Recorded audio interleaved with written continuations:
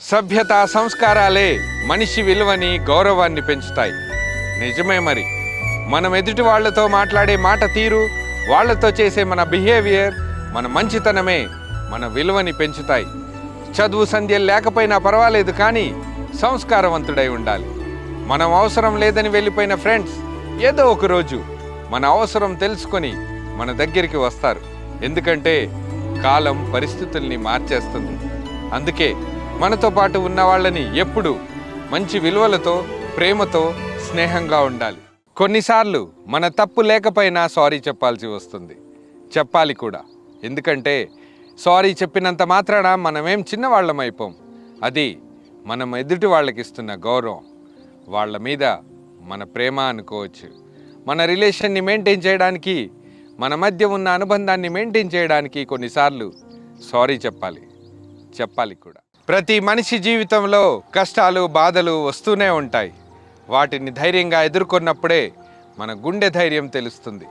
ఎదుటి వాళ్ళు ఏదో అన్నారని కుమిలిపోతూ కూర్చుంటే ఈ రోజులు గడుస్తాయి, కానీ ఏం లాభం ఉండదు. వాటిని ధైర్యంగా ఎదుర్కొనాలి. అప్పుడే మన సహనం తెలుస్తుంది. కష్టాలు ఎన్నైనా, బాధలు ఎన్నొచ్చినా ధైర్యంగా ముందడుగేస్తేనే మన జీవితం ముందుకెళ్తుంది. మనం మన జీవితానికి విలువనిచ్చే వాళ్ళతోటే స్నేహం చేద్దాం. మన జీవితానికి విలువనిచ్చే వాళ్ళనే కలుద్దాం.